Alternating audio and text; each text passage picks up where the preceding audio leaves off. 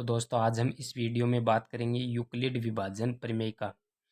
तो दोस्तों इस वीडियो में हम यूक्लिड विभाजन प्रमेय का के बारे में पढ़ेंगे कि ये यूक्लिड विभाजन प्रमेय का क्या है। तो दोस्तों यूक्लिड विभाजन प्रमेय का समझने से पहले दोस्तों हम कुछ एग्जाम्पल करेंगे ताकि ये प्रमेय का हमें अच्छे से समझ में आ जाए। तो दोस्तों ये वीडियो अगर अच्छा लगे आपको दोस्तों तो लाइक और सब्सक्राइब ज़रूर करना। ठीक है दोस्तों, तो आइए स्टार्ट करते हैं यूक्लिड विभाजन प्रमेयिका को। तो हम कुछ एग्जाम्पल लेके समझेंगे इसको दोस्तों। तो सबसे पहले हमें 7 का भाग देना है 22 में, उसके बाद 5 का भाग देना है 14 में, उसके बाद 6 का भाग देना है 24 में, और उसके बाद 6 का भाग देना है 4 में। तो दोस्तों 7 का भाग यदि हम 22 में देते हैं तो 3 बार तो जाता है पूरा पूरा, 7 3 21, और एक है वो हमारा शेषफल बच जाता है। और दोस्तों हमें पता है कि जिसका भाग देते हैं वो होता है भाजक, और जिसमें देते हैं वो होता है भाज्य। यानी जिसमें भाग देते हैं वो होता है भाज्य, और जितनी बार जाता है वो होता है भागफल, और ये शेषफल होता है दोस्तों। इसमें 5 का भाग देंगे 14 में तो 2 बार पूरा पूरा, और 4 है वो शेषफल। 6 का भाग देंगे 24 में तो 4 बार, और शेषफल है वो 0। अब बात आती है दोस्तों इस पर। इससे पहले हमने ये 3 भाग किए हैं जो इनमें क्या था, अंदर बड़ी संख्या थी और बाहर थी वो छोटी संख्या थी। लेकिन इसमें क्या हो गया, अंदर है वो तो छोटी और बाहर है वो बड़ी। तो इस भाग को हम किस प्रकार करेंगे दोस्तों, तो हम अब तक करते आ रहे थे उसमें क्या करते थे, 6 को 1 से गुणा, 6 एकम 6, 6 को 2 से गुणा, 6 दूनी 12, 6 को 3 से गुणा, 6 तीन 18। अब इसमें क्या करेंगे, इससे पहले भी तो होता है दोस्तों, 6 गुणा 0 0, 6 गुणा -1 -6।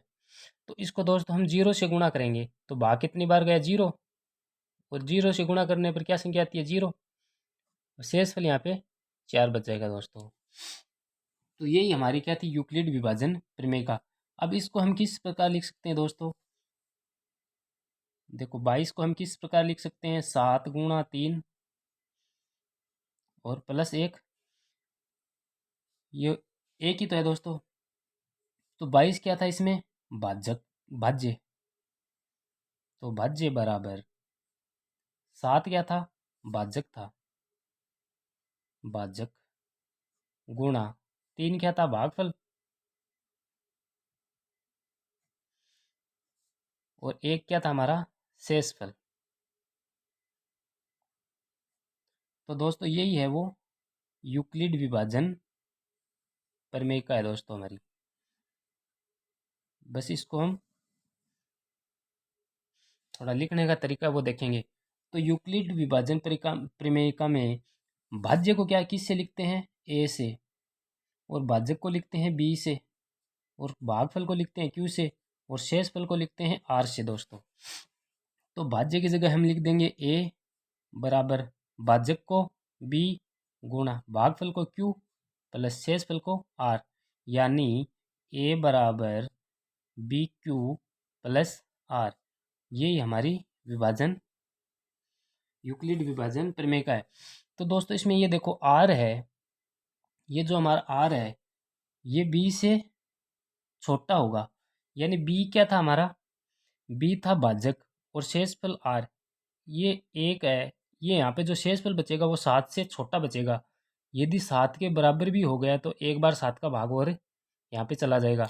इसलिए हमने यहाँ पे लिखा है कि आर का मान यानी शेषफल का मान है वो है भाजक से छोटा होता है।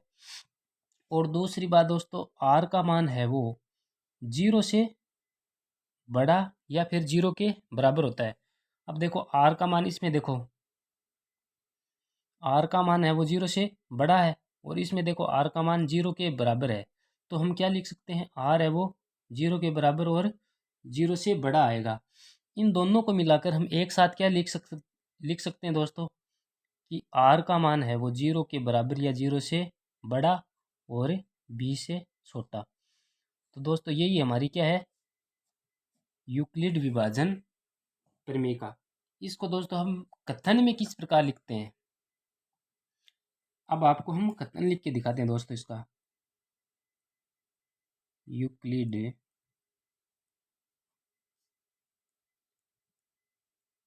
विभाजन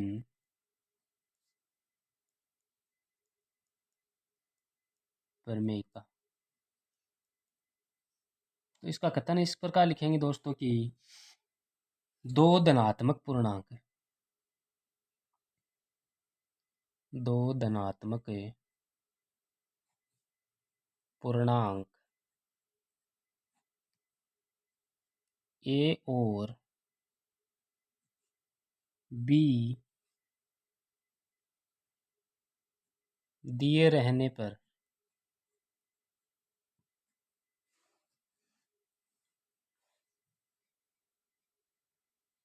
ऐसी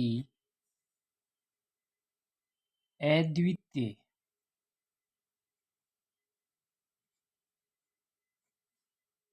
पूर्ण संख्या क्यू व आर विद्यमान है कि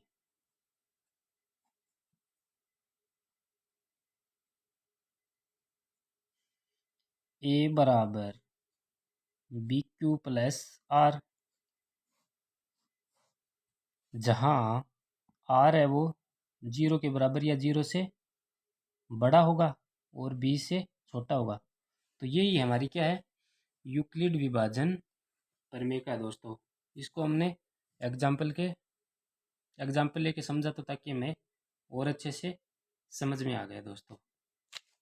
ए बराबर बी क्यू प्लस आर, और आर का मान है वो 0 से बड़ा या बराबर और बी से छोटा होगा, यानी भाजक से छोटा होगा। यही हमारी यूक्लिड विभाजन प्रमेय का है। तो दोस्तों ये वीडियो आपको कैसा लगा कमेंट में बताना, और लाइक और सब्सक्राइब जरूर करना दोस्तों। इसी प्रकार हम और क्वेश्चन करेंगे अगले वाले वीडियो में।